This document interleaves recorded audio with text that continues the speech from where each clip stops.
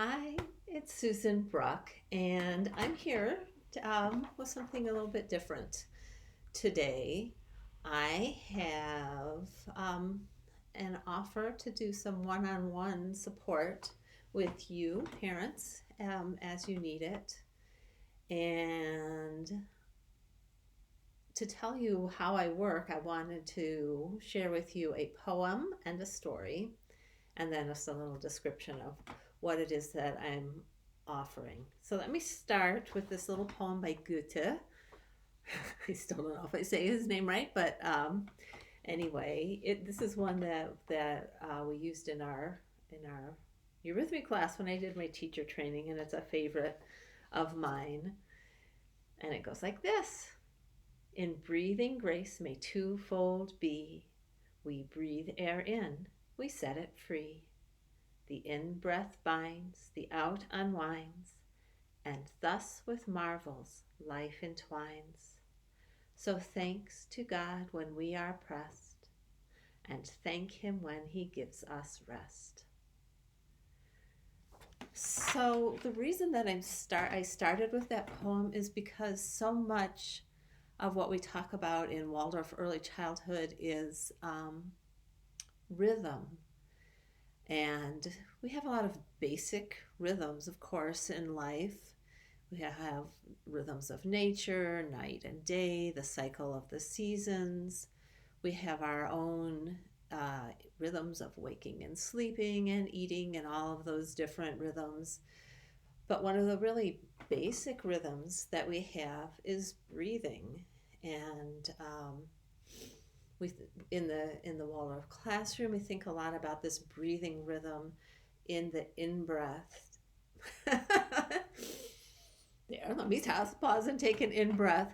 Is the taking in of the world, and then the out breath is letting it go. So the in breath would be sometime when we all come together, like at snack time or a meal time at home, where we all come together and we take in nourishment, we take in the presence of each other, and then the out breath is sending ourselves out into the world. So in the classroom, that's free play. Yeah, mostly free play. Any activity can be an out breath in a way, I suppose, depending on how you hold it. But for adults, the out breath can be a real issue. We tend to go, go, go, go, go, go, go. And we're just in. I mean, I suppose in a way that's an out breath, but I think of it as an in breath. We're taking everything in, and we hold everything in, and we don't give ourselves a time to release. And there really needs to be, for health, there needs to be this balance. We have to breathe in, and we have to breathe out to live, but more metaphorically also, it's really important for our health. So this is how I have approached, and my best times anyway, both parenting and teaching, working with the children and working with adults as well. I worked with children in Waldorf schools for over 20 years, and I've worked with parents in parent-child classes and with teachers as a mentor and teaching in teacher training. And so in my best times, I have a balance. I mean, I like everyone else get too busy and overwhelmed and just keep going without pausing sometimes. And then I remember, I like to think of it like pie. I don't know if you like pie. I like pie. So I think to myself, there's always time for pie, and pie means, I mean, pie of course is pie, but pie is pause, inhale, exhale. So just taking even just a moment to pause and inhale and exhale can be a really good thing. But in the bigger picture also, um, we need to breathe. So we learning to be a good parent, a good teacher, we need to both take in. We take in our child through observing. Steiner said that the child is the only book that the teacher needs. And when he speaks of teachers, I also think he means parents. So we take in through observing, we take in through learning, through understanding about child development, through learning about self-development. But we also need to just breathe out into the world too. We take all this in and we kind of digest it and make it our own, and then we send back out into the world. That is which is truly ourselves. So I don't feel that it's my place as a teacher or as a supporter of parents to sorry, give you the answers. If your child is having a hard time sleeping at night, do this, and this, and then they will sleep. I don't have the answer, and I struggled with sleep with especially my older daughter when she was little. So I know that it's not so easy to just follow steps. But it's helpful to have information and then to take it in and find your own wisdom and make it your own and then bring it into your life and you try it.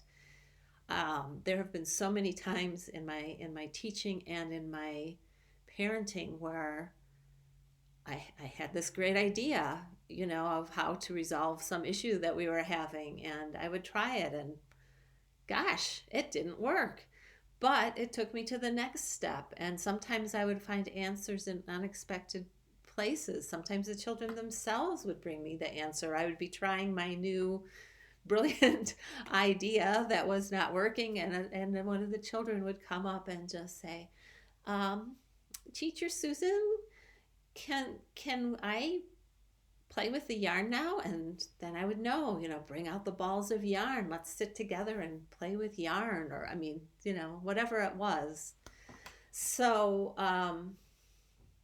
so for me, this balance between learning, wisdom. I feel a bit. I don't know if I would say I have wisdom. I certainly have a lot of experience.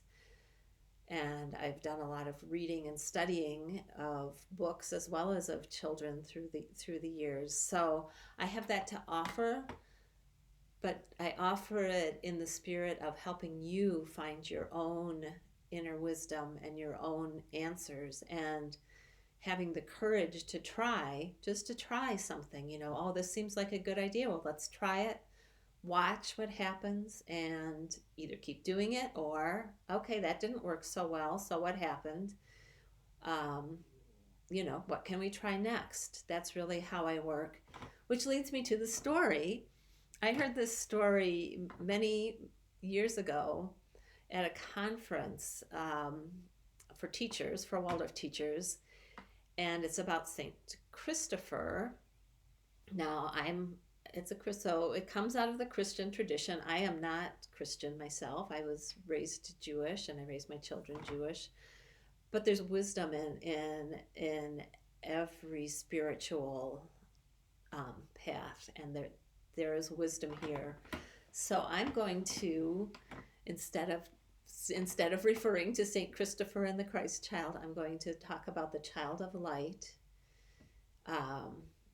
And the ferryman, which you'll see why he's the ferryman as you listen to the story, because we each are a child of light, and each child who comes to us is a child of light as well, and we want to honor that. So in this story, the ferryman his work was to ferry people across a big wide river. And so he did his work every day. He would ferry people who wanted to go from one side to the other. And that's what he got paid for, and that's what he did. But one night there was a huge storm, and the waters rose in the river, and the current was running so fast. He pulled his ferry boat out of the water, went into his home, closed up the doors just to wait out the storm.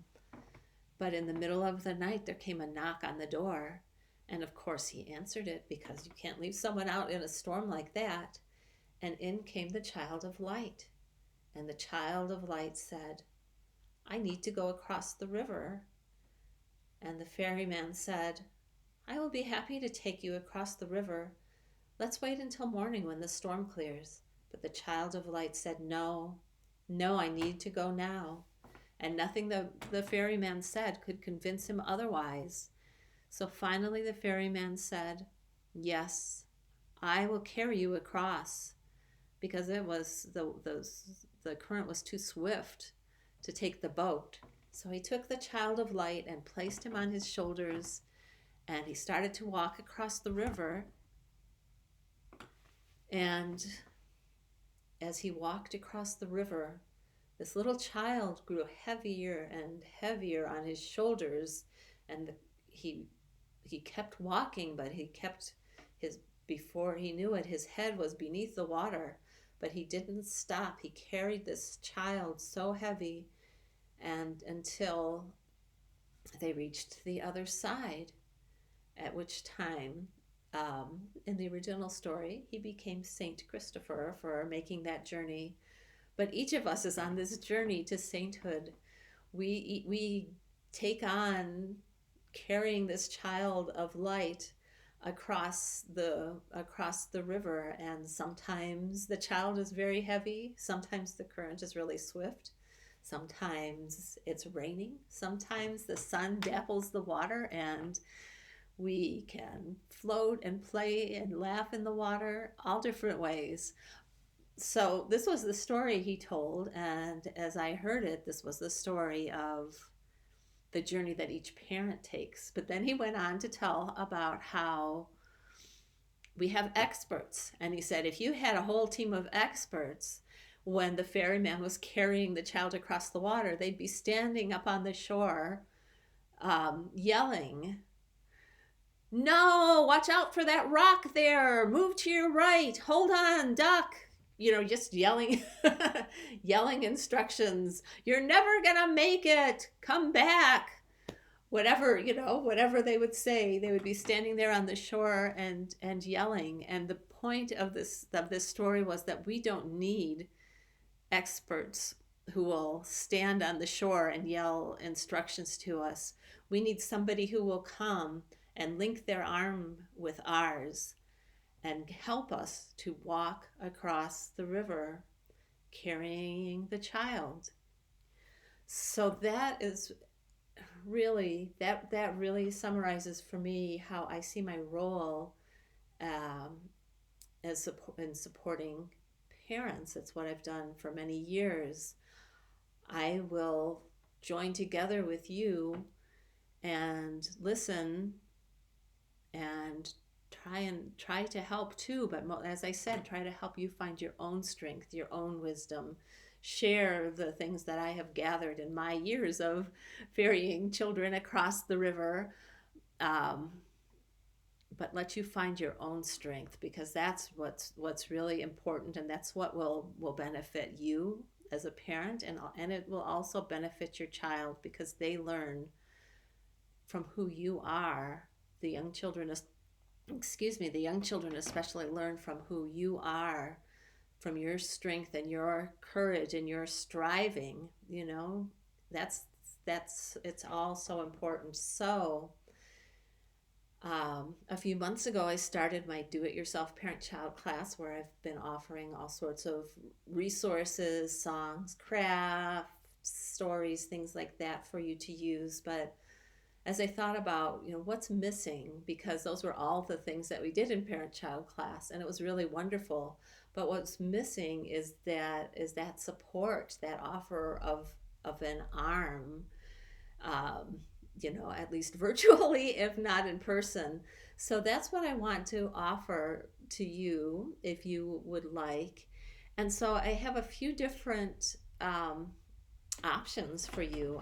I'm offering a free 15-minute conversation where we can get acquainted. Obviously, it's not going to be enough time to resolve all of your questions, probably, but it would be a chance to get acquainted and see if we want to forge ahead together.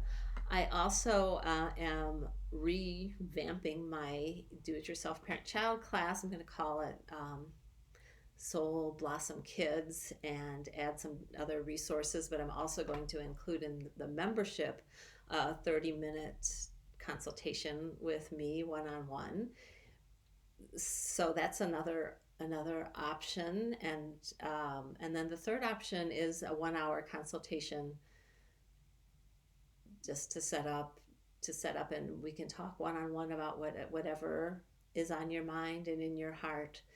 So I'm really looking forward to meeting with you, and please let me know if you have any questions. I'm going to include the links to my calendar if you want to sign up for the free 15-minute session, or if you want to sign up for a 1 hour session. And thank you so much for listening. I will see you again soon. So long.